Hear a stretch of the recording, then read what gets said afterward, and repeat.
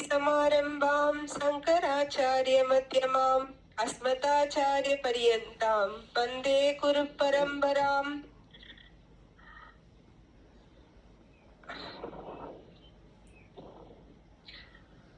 போன கிளாஸ்ல நம்ம இந்த சேக்கிழார் பெருமான்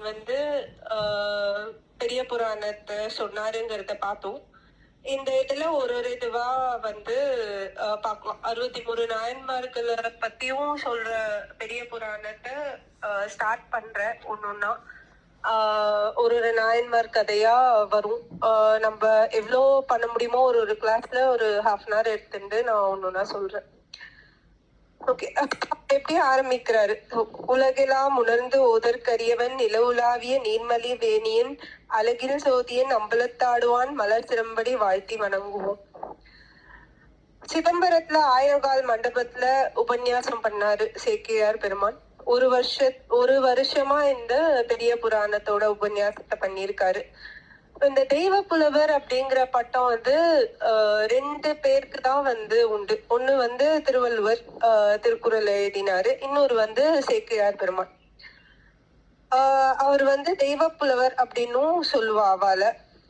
இவர் எழுதும் போதே அவருக்கு இப்போ திருத்தொண்டர் புராணம் அப்படின்னு தான் இது எழுதப்பட்டது. ஆனா அவருக்கு இது பெரிய புராணம் அப்படின்னு ஆகுங்கிறது அவர் எழுதும் போதே தெரிஞ்சதா என்னன்னு தெரியல. அந்த ஒரு பாட்டு அது சொல்லும். அது எடுக்கும் மாக்கதையின் தமிழ் செய்யுளாய் நடக்கும் மேன்மை நமக்கருள் செய்திட தடக்கை 5 தாழ் செவி நீள் முடி கடம் களிற்றை கருத்துள் இருத்துவாம். இது அதுல மாக்கதைன்னு சொல்றா. மாக்கதை அப்படின்னா பெரிய கதை.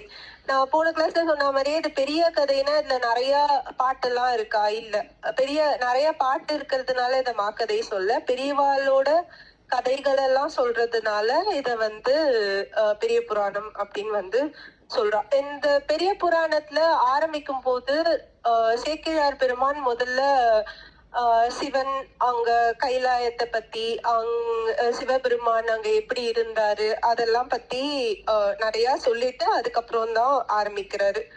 அங்க ஆதியும் அந்தமும் இல்லா அரும்பெரும் ஜோதி சிவபெருமான், அவரு தனிப்பெரும் கருணை எங்க இருக்காரு அப்படின்னா கைலாய மலையில இருக்காரு.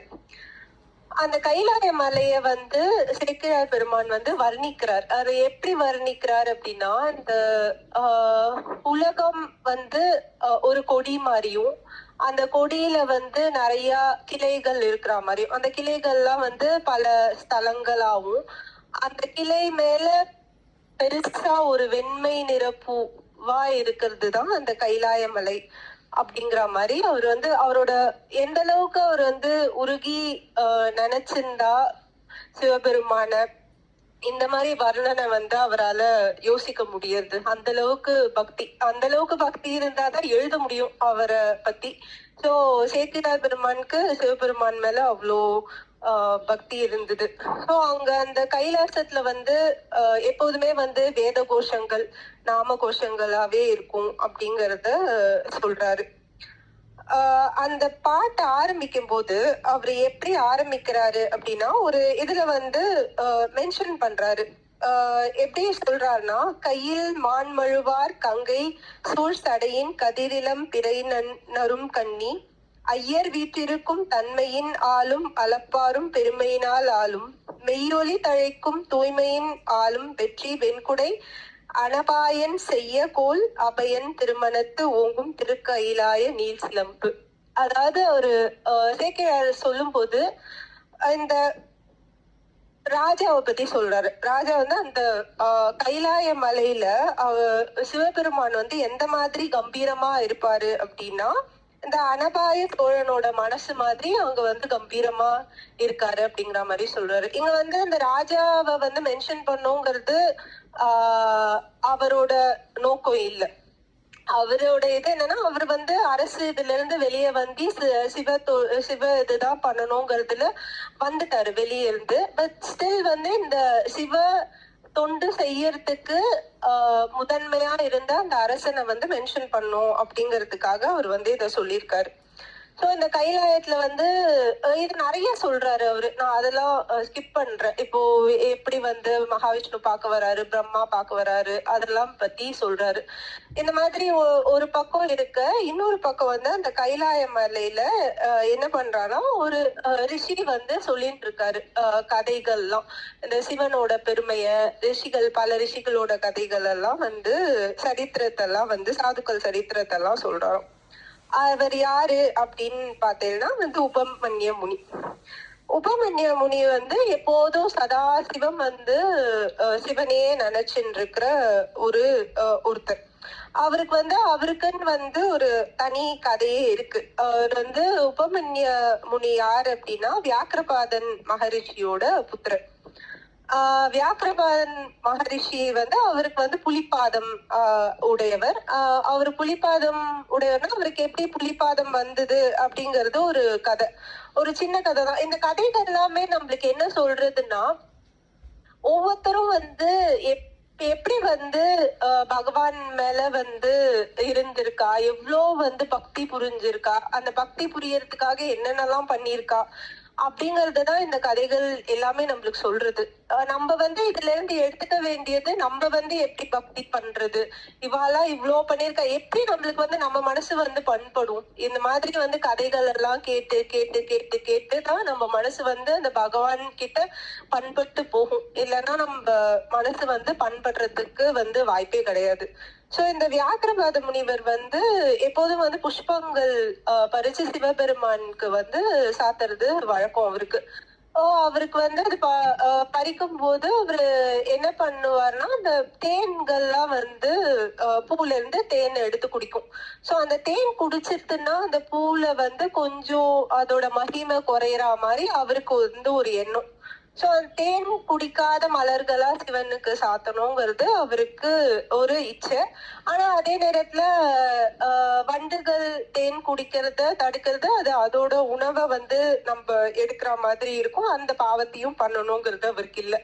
அதனால அவரு சிவபெருமான பிரார்த்தனை பண்ணிக்கிறாரு. என்னன்னா, இந்த மாதிரி காலங்காலத்தால இந்த வண்டுக்கள்லாம் வந்து தேன் குடிக்கிறதுக்கு முன்னாடியே நான் வந்து பூ பறிக்கிற அளவுக்கு தனக்கு வந்து புலி மாதிரி கூர்மையான கண்களும், மேல ஏறி அந்த பூக்கள் எல்லாம் பறிக்கிற அளவுக்கு கால்களும் இருக்கணும் அப்படிங்கிறது வேண்டிட்டு தான் இந்த புலிபாதம் வந்து வருது அப்படிங்கிறா. அதுக்கு முன்னாடி அவருக்கு வந்து மழரிஷின்னு தான் பேரு. இந்த சிவபெருமானோட அருள்னால புலிபாதம் வந்ததுனால அவர் வந்து வியாக்கிரபாதன் அப்படியே மகரிஷி அப்படிங்கிற பேர் வந்து அவருக்கு வந்தது. சோ அவரோட புத்திரன் தான் இந்த உபமன்ய முனி. இப்போ இந்த காலத்துல எல்லாம் நம்ம அப்பா எல்லாம் இருக்கா அப்படின்னா என்ன பண்ணுவா, ஒண்ணு ஆபீஸ்க்கு போவா, இல்லைன்னா எங்கேயாவது வெளியூர் போயிருக்கா அப்படின்னு தான் சொல்லுவோம். ஆனா இவ இந்த மகரிஷிகள் அவெல்லாம் என்ன பண்ணுவான்னா எப்போதும் தபஸ் பண்ண போயிருவா. அந்த மாதிரி வியாக்கிரபாத முனிவரும் எப்போது தபஸ் பண்ண போயிடுவாரு. எப்போனா எப்ப வருவாரு அப்படிங்கிறது யாருக்குமே தெரியாது. இவரோட மனைவி வியாக்கிரபாதரோட மனைவி யாருன்னா வசிஷ்டரோட சகோதரி தான் இவரோட வியாக்கிரபாதரோட மனைவி. அவெல்லாம் அந்த தப்போ பலத்தினால தனக்கு இருக்கிற சக்தி அந்த முனிவர்களுக்கெல்லாம் ரிஷிகளுக்கெல்லாம் அவளுக்கு சேவை செஞ்சு அவளோட மனைவிகளுக்கெல்லாம் இருக்கிற சக்தி, அதனால வச்சு அவ என்ன வேணாலும் பண்ணலாம். ஆனா எதுவுமே பண்ண மாட்டான். ஏன்னா வந்து அப்படியெல்லாம் வந்து தனக்கு வேண்டியதெல்லாம் பண்ணிட்டா அந்த தப்போபல வந்து விரயமாயிடும், அனாவசியமா வந்து ஆயிடும். அதனால அவ என்னதான் தனக்கு பலம் இருந்தாலுமே எதையுமே வந்து யூஸ் பண்ணாம ரொம்ப சாதாரணமா தான் வாழ்வா. காட்டுல கிடைக்கிற பழங்கள் காய்கறிகள் இதெல்லாம் வச்சுதான் சாப்பிட்டு வாழ்வான். எங்க வீட்டுல வந்து அவாத்துல கோமாத்தா கிடையாது. அதனால வந்து பால் எல்லாம் ஆத்துல இல்ல.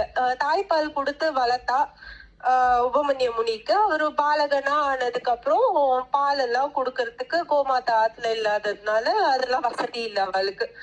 இவன் என்ன பண்ணுவான்னா பாலுன்னு சொல்லிட்டு அரிசி மாவுல தண்ணிய கலந்து கொடுப்பா. அதுதான் வந்து அவருக்கு பாலுன்னே தெரியும் உபமன்ய முனிக்கு சின்ன வயசுல இருந்து. இப்போ இவர் ஏதோ ஒரு காலகட்டத்துல மாமாத்துக்கு போய் அங்க இருக்கிறப்போ அவ வந்து பால் குடுக்குறா. மாமி வந்து பால் ஆவத்துல நிறைய கோமாதா இருக்கு, அதை வச்சு பால் கறந்து குடுக்குறப்போ இந்த பால் ரொம்ப இதுவா ருசியா இருக்கே, எங்க ஆத்துல பால் இப்படி இருக்காது அப்படின்னு சொல்றப்போ சரி அவ மாமி சொல்றா, அவ என்ன பண்ணுவா, ஆத்துல மாடு எல்லாம் இல்லையே, கோமாத்தா இல்லையே, எதை கலந்து கொடுத்தான்னு தெரியல, அதெல்லாம் இது பண்ணிக்காத, நீ இந்த பாலை குடி அப்படின்னு சொல்லிட்டு குடிக்க சொல்றா.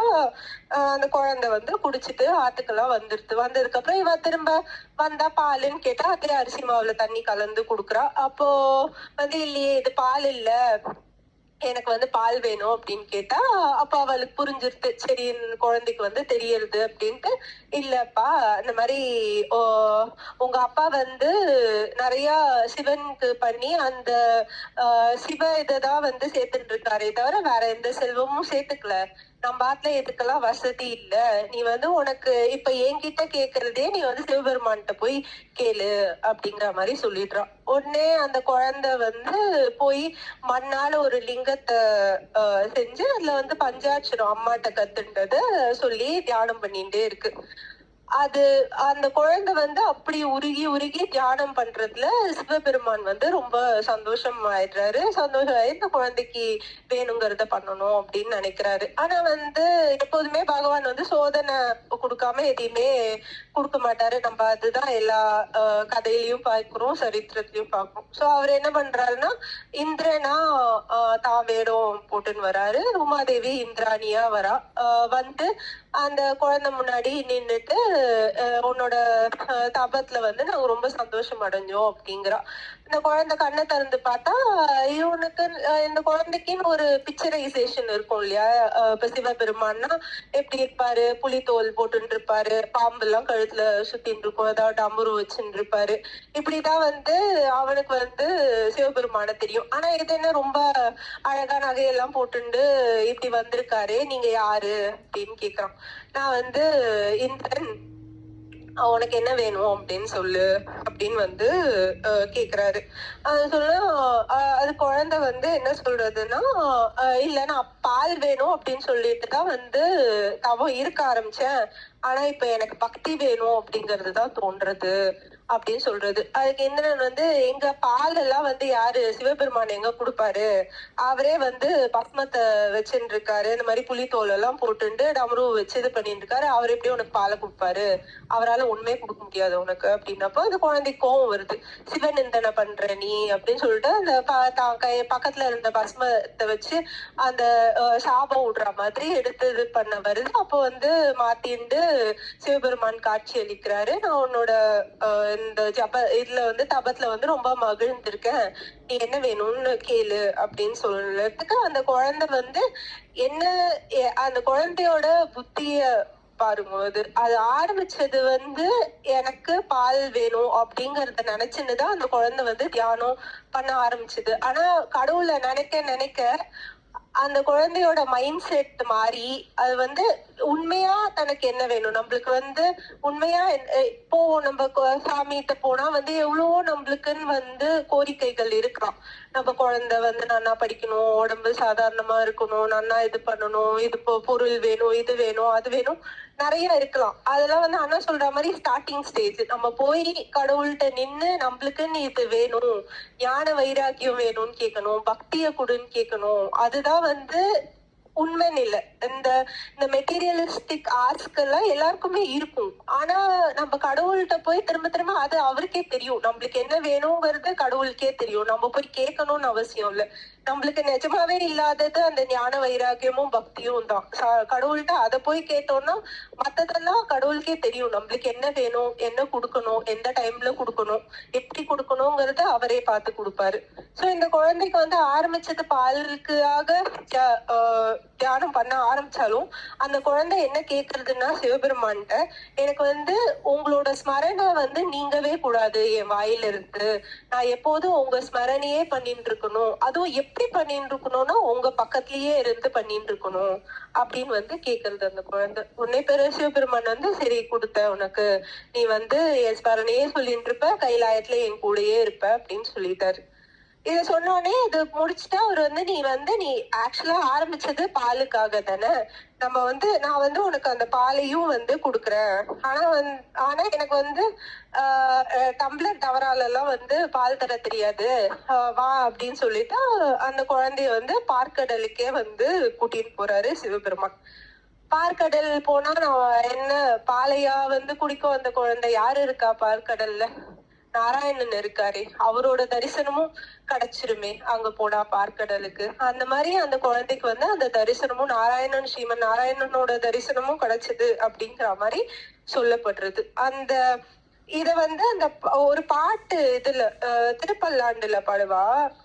பாலுக்கு பாலகன் வேண்டி அழுதிட பார்க்கடல் இந்த பெருமாளுக்கு அப்படின்னு சொல்லிட்டு சொல்லுவா. அந்த பாலுக்கு வந்து வேண்டிய பாலகன் வந்து பார்க்கடலே வந்து கடவுள் கொடுத்தாரு, பார்க்கடலுக்கே கூட்டின்னு போனாரு அப்படின்னு சொல்லுவா. இது வந்து சேந்தனார் பெருமான் எழுதினது திருப்பல்லாண்டு. இப்படி இது வந்து இவரோட சரித்திரம், உபமன்ய முனியோட சரித்திரம். இப்படி இந்த அளவுக்கு பக்தி பண்ணி கைலாசத்திலேயே இருந்து இந்த ரிஷி வந்து உபமன்ய ரிஷி வந்து மற்ற ரிஷிகளுக்கெல்லாம் வந்து கதை சொல்லிட்டு இருக்காரு. சொல்லிட்டு இருக்கும் போது திடீர்னு பார்த்தா ஒரு ஜோதி வந்து கிராஸ் ஆகி வந்து போகுது. ஒரு வந்து கதை சொல்லிட்டே இருக்கப்போ ஜோதி கிராஸ் ஆனோடனே எல்லாரும் திரும்பி பாக்குறா. சரி, கதை கேட்கும் போது மத்ததெல்லாம் வந்து டைவர்ட் ஆகக்கூடாது அப்படிங்கிறது நியாயம்தான். ஆனா சொல்றவரே டைவர்ட் ஆகும் போது கேக்குறவா டைவர்ட் ஆறதுல ஒன்னும் ஆச்சரியத்துக்கு இல்ல. அந்த ஜோதி வந்து அந்த அளவுக்கு இதுவா பிளம்பா இருந்தது அப்படின்னு சொல்றோம். அந்த ஜோதிய பார்த்த உடனே உபமன்ய முனி வந்து எழுந்து வணங்குறாரு. இந்த ரிஷிகளுக்கெல்லாம் ஒரே ஆச்சரியம். சிவபெருமானை தவிர வேற யாரையுமே வணங்காத உபமன்ய முனி வந்து யாரு வந்து இப்படி வணங்குறாரு அப்படின்னு வந்து அவளுக்கு எல்லாம் ஒரு ஆச்சரியம். கேக்குறான், நீங்க யார வணங்குறீள் இப்படி அப்படின்னு வந்து கேட்ட உடனே அவர் வந்து சொல்றாரு, இந்த மாதிரி சுந்தரமூர்த்தி நாயனார். சுந்தரமூர்த்தி அவர் ஒரு வேலைக்காக சிவபெருமான் பூலோகத்துக்கு அனுப்பிச்சாரு. அவர் அதை முடிச்சுட்டு திரும்ப கைலாயத்துக்கு வந்திருக்காரு. அவர் வந்து சுந்தரமூர்த்தி நாயனார் வந்து சிவனேதான், சிவனோட ஒரு உருவம் தான் அப்படின்னு சொல்லிட்டு அவரை தான் வணங்குறேன் அப்படின்னு சொல்றாரு. உடனே ரிஷிகள்லாம், எனக்கு வந்து அவளோட சரித்திரத்தை தெரிஞ்சுக்கணுமே, சுந்தரமூர்த்தி நாயனார், எங்களுக்கு அவளோட சரித்திரத்தை சொல்லுங்கோ அப்படின்னு வந்து எல்லாரும் கேட்டுக்கிறான். அப்படி கேட்ட உடனே அவர் வந்து ஆரம்பிக்கிறாரு. உபமன்ய முனி வந்து சுந்தரமூர்த்தி நாயனரோட சரித்திரத்தை ஆரம்பிக்கிறாரு. உபமன்ய முனி தான் சொல்ற மாதிரி சேக்கிழார் வந்து பெரிய புராணத்தை சொல்றாரு. ஓகே, சோ இப்ப வந்து நம்மளுக்கு வந்து சிவபெருமான் எப்படி இருப்பாரு அப்படிங்கறது தெரியும். நம்ம அந்த பாம்பை கழுத்துல போட்டுண்டு அது நான் சொன்ன மாதிரி இப்போ இப்படி உருவத்துல வந்து எல்லாருமே வந்து வேண்டாம் அப்படின்னு சொல்றதெல்லாம் எடுத்து மாட்டிண்டு அப்படிதான் இருப்பாரு. ஆனாலும் அவரு பாக்குறதுக்கு வந்து இது எவ்வளோ வந்து வேண்டாததை எடுத்து போட்டுண்டாலுமே அவரோட அழக வந்து மறைக்க முடியாதாம். அந்த மாதிரிதான் வந்து சிவபெருமானோட அழகு இருக்கு அப்படின்னு வந்து சொல்றான். ஒரு நாள் வந்து உமாதேவி சிவபெருமானே அப்படியே வந்து பார்த்துட்டே இருந்தாலாம். என்ன பாக்குற அப்படின்னு சிவபெருமான் கேட்டதுக்கு, இல்ல உங்களை வந்து உங்களோட அழக வந்து பாக்குற, உங்களோட தியானத்தை, உங்களோட அழகின் அதே தியானமா நினைச்சிட்டு பார்த்துட்டு இருக்கேன் அப்படின்னு வந்து சொல்லும் போது, அங்க கைலாசத்துல எல்லாம் இந்த சுத்த வித்யாதர கண்ணாடி அப்படின்னு ஒண்ணு இருக்குமா. அதான் பாக்குறது நம்ம வந்து மிரர் இங்க கண்ணாடி சொல்ற மாதிரி அங்க வந்து சுத்த வித்யாதர கண்ணாடி இருக்குமா கைலாசத்துல. சோ அந்த கண்ணாடியில வந்து சிவபெருமான நம்மள இவ்வளவு சொல்றாளே அப்படின்னு சொல்லிட்டு போய் பார்த்தா, ஆமா நான் வந்து ரொம்ப நல்லாதான் இருக்கேன் அப்படின்னு சொல்லிட்டு அவரு கண்ணாடிய பார்த்து சொல்றாராம். பார்த்துட்டு அவர் என்ன சொல்றாரான்னா, சுந்தரா வா அப்படிங்கிறாராம். சுந்தரா வா அப்படின்ன உடனே அந்த கண்ணாடியில இருந்து தன்னோட உருவமே, அந்த நிழல் வந்து வெளியே வருது அப்படின்னு சொல்லப்படுறது. அதுதான் வந்து சுந்தரர் வந்திருக்காரு. இப்ப வெளியே வந்திருக்காரு. அவர் வந்து சிவனையே ஸ்மரண பண்றவரு. சோ அவருக்கு வந்து என்ன பண்றது, இப்ப கையில வந்து ஒரு விபூதி மாடலை கொடுத்துட்டு, நீ வந்து இதை வச்சுக்கோ, எனக்கு எப்பெல்லாம் வேணுமோ நான் இது பண்ணிப்பேன், என் கூட ஏறு அப்படிங்கிற மாதிரி சொல்லிடுறாரு சுந்தரர். அந்த மாதிரி இது பண்ணிட்டு இருக்கும்போது இப்ப சுந்தரர் வந்தாச்சு. சிவபெருமானோட உருவமா சுந்தரர் வந்துட்டாரு. இப்படி இப்படி கொஞ்ச நாள் போயிட்டே இருக்கும்போது இந்த தேவர்களுக்கும் அசுரர்களுக்கும் அப்போ சண்டை வந்தது. இந்த கதை எல்லாருக்குமே தெரிஞ்சிருக்கும். ஜஸ்ட் இந்த சுந்தரரோட எப்படி இது ரிலேட் ஆகுது அப்படிங்கிறதுக்காக நான் இத சொல்றேன். தேவர்களுக்கும் அசுரர்களுக்கும் சண்டை வந்தது. அது ஒரு ஸ்டேஜ்ல என்னாச்சுன்னா அந்த காலகட்டத்துல தேவர்கள் அமரர்கள் இல்ல, இந்த அமிர்தத்தை சாப்பிடல. சோ அவங்க அசுரர்கள் ரொம்ப பலமா இருந்து இவங்க அப்படியே எஸ்டிங்க்ட் ஆறா மாதிரி அந்த ஸ்டேஜ்ல இருந்தாங்க. சோ எல்லாரும் நாராயணனை போய் வேண்டப்போ நாராயணன் என்ன சொல்றாருன்னா, திருப்பார்கடல்ல மந்திரமலைய மத்தா போட்டு வாசுகிய நானாக போட்டு கடைஞ்சா அமிர்தம் வரும், அத சாப்பிட்டேன்னா உங்களுக்கு மரணம் அப்படிங்கிறது இருக்காது அப்படின்னு சொல்றாரு. சோ ஆனா இது தேவர்கள் தனியா பண்ண முடியாது, அசுரர்களோட ஹெல்ப்பும் வேணும். சோ தேவர்களும் அசுரர்களும் இந்த ஆப்போசிட் டீம். இந்த IPL மேட்ச் எல்லாம் பார்த்தேன்னா அது ஒரே ஒரு என்ன சொல்றது, எனக்கு பார்த்தா ஒரு நேஷனாலிட்டி ஃபீலிங்கே வராது. எல்லா நாட்டுல இருந்தும் அவங்கவுங்களே இந்த IPL மேட்சுக்குள்ள இருக்கிற ஒரு டீம்ல இருக்கிறவங்களே நேஷனல் டீமோட விளையாடும் போது சண்டை போட்டிருப்பாங்க. ஆனா இப்ப IPL டீம் அவங்க அந்தந்த டீமுக்குன்னு செலக்ட் ஆயிருக்கிறப்போ அந்த டீமுக்குன்னு ஆடுற மாதிரி. இப்போ இவங்க எல்லாம் அசுரர்களும் தேவர்களும் ஏத்துறீங்க அப்படின்னாலும் ஒரே குறிக்கோளுக்காக அவங்க சேர்ந்து இதை பண்றாங்க. அந்த அமிர்தம் எடுத்து பருகணும், அது தனியா முடியாது. சோ அந்த மாதிரி 2 பேரும் சேர்ந்து களையும் போது வாசுகி கையில கால்ல விழுந்து வா ஹெல்ப் பண்ணு அப்படின்னு சொல்லிட்டு நாகலோகத்துல இருந்து கூப்பிட்டு ஆரம்பிக்கிறா. அப்போ நாராயணன் என்ன சொல்றாரு அப்படின்னா, வாசுகியோட தலைப்பக்கம் தேவர்கள் இருந்தா அவளால சமாளிக்க முடியாது, அந்த உக்ரத்தையும் அந்த விஷத்தையும் அவளால சமாளிக்க முடியாது. தேவர்கள் கால் கிட்டதான் இருக்கணும், அசுரர்கள் அங்க இருக்கணும் அப்படின்னு. ஆனா அது நீ டைரக்டா அசுரர்கள்ட்ட சொன்னா கண்டிப்பா ஒத்துக்க மாட்டா. அதனால நீ தேவர்கள் நாங்க தலைக்கிட்டே இருக்கோம் அப்படின்னு சொல்லு, அப்ப கண்டிப்பா அவ யாருன்னா உனக்கு மட்டும் தலை பக்கம் என்ன ஸ்பெஷாலிட்டி, நாங்க தான் இருப்போம் அப்படின்னு சொல்லிடுவா. அப்படின்னா அதே மாதிரியே ஒர்க் அவுட் ஆகி தேவர்கள் கால் பக்கமும் இந்த வால் பக்கமும் அசுரர்கள் தலை பக்கமும் இருந்து கடையறா. அது கடைஞ்ச உடனே அமிர்தம் வருதா? இல்ல, முதல்ல விஷம் தான் வருது. அந்த விஷம் வந்த உடனே அதோட வெம்மைத்தனம் அவ்வளோ வீரியமா இருக்கா. இவ தேவர்களாலையும் அதை சமாளிக்க முடியலையா, அசுரர்களாலையும் சமாளிக்க முடியாம தலை தெரிச்சு ஓடுறாளாம், அங்க நிக்கவே முடியலையா. அப்படி இருக்கிறப்போ நாராயணன் கிட்டதான் திரும்ப போறா. நாராயணன் சிவபெருமான பிரார்த்தனை பண்றாரு. இது என்ன பண்றதுன்னு தெரியல அப்படின்னு சிவபெருமான பிரார்த்தனை பண்ணும்போது சிவபெருமான் எப்போதுமே தியாகராஜன், கருணாமூர்த்தி. இப்போ நான் இந்த விஷத்தை எடுத்து பருகிறதுனால தேவர்களுக்கு அமிர்தம் கிடைக்கும் அப்படின்னா நான் தாராளமா அதை ஏத்துக்கிறேன் அப்படின்னு சொல்லிட்டு சுந்தரரை கூப்பிடுறாரு. சுந்தரா, நீ போய் இந்த மாதிரி விஷம் இருக்கு கடல் முழுக்க, அதை அப்படியே திரட்டி ஒரு நாவல் பழம் போல எடுத்துன்னு என்கிட்ட கொடு அப்படின்னு சொல்லிடுறாரு. சோ சுந்தரரும் கிளம்பி போறாரு. கிளம்பி போனா இவ தேவர்களாலும் அசுரர்களாலையும் அது கிட்டக்கே போக முடியாத இத சுந்தரர் அப்படியே அசால்ட்டா அப்படியே திரட்டுறாரு. அப்படியே கருமையா இருக்கான் அந்த கடல் முழுக்க, பாக்குறதுக்கே அப்படி கருப்பா இருக்கான் அந்த விஷத்தினால. இவரு அப்படியே அந்த விஷத்தை எல்லாத்தையும் திரட்டி நாவல் பழம் மாதிரி உருட்டி இந்தாங்கன்னு சிவபெருமான்கிட்ட கொடுத்துடுறாரு. சோ அதை கொடுத்த உடனே சிவபெருமான் அதை சாப்பிட்டுடுறாரு. சாப்பிட்டுட்டு அதுக்கப்புறம் நம்மளுக்கு தெரியும் உமாதேவி தடுத்து, அதனாலதான் சிவபெருமானுக்கு அது ஒரு அடையாளமாவே ஆயிடுத்து. நீல throat, like blue colour throat, நீலக்கிரீவாயன்னு சொல்லுவோம் நம்ம சிவபெருமான. சோ அதனாலதான் அவருக்கு அந்த பேரும் வந்ததுங்கிறது. இப்ப இந்த தேவர்களுக்கும் அசுரர்களுக்கும் நம்மளால கிட்டக்கு கூட போக முடியலையே, இவரு இவ்வளோ இவ்வளோ ஈஸியா இந்த வேலைய பண்ணிட்டாரு அதை சுருட்டுறதுல அப்படிங்கிறது ஒரே ஆச்சரியம். அதுக்கப்புறம் சரித்திரம் தான், கதை தெரியும். அமிர்தம் வந்தது, தேவர்கள் சாப்பிட்டாங்க, அதுக்கப்புறம் அவர்கள் அமரர்களா ஆனாங்க. இதெல்லாம் நம்மளுக்கு இந்த சரித்திரம் தெரியும். இப்போ சிவபெருமானுக்கு சுந்தரர் இத பண்ணது அவருக்கு ரொம்ப என்ன சொல்றது, நம்ம கொடுத்த வேலையே இந்த அளவுக்கு வந்து ஈஸியா நம்மளுக்காக வந்து நம்ம ஸ்மரணையே பண்ணிட்டு இது இவ்வளோ நன்னா பண்ணியிருக்காரு இவரு சுந்தரரு. நம்ம வந்து இவருக்கு வந்து இந்த மாதிரி நம்ம கூடயே வச்சுன்னு இருக்கிறத விட இவருக்கு வந்து ஒரு நல்ல டாஸ்கா நம்ம கொடுக்கணும். இப்ப எப்போதுமே நம்ம டீம்லயே இருப்போம் இல்லையா, இப்ப யாராவது ஒருத்தர் வந்து ரொம்ப நன்னா ஒர்க் பண்றா அப்படின்னா அவளுக்கு ஏதாவது ஒண்ணு பண்ணணும், நம்ம அவளை இன்னும் எலிவேட் பண்ணணும், அவளோட பேர் எல்லாருக்கும் தெரியற மாதிரி பண்ணணும், உலகம் அறிய பண்ணணும் அப்படிங்கறதுலாம் நம்மளால முடிஞ்சது என்ன, நம்ம ஹையர் அபிஷியல்ஸ்க்கு தெரியணும்னு நினைப்போம்.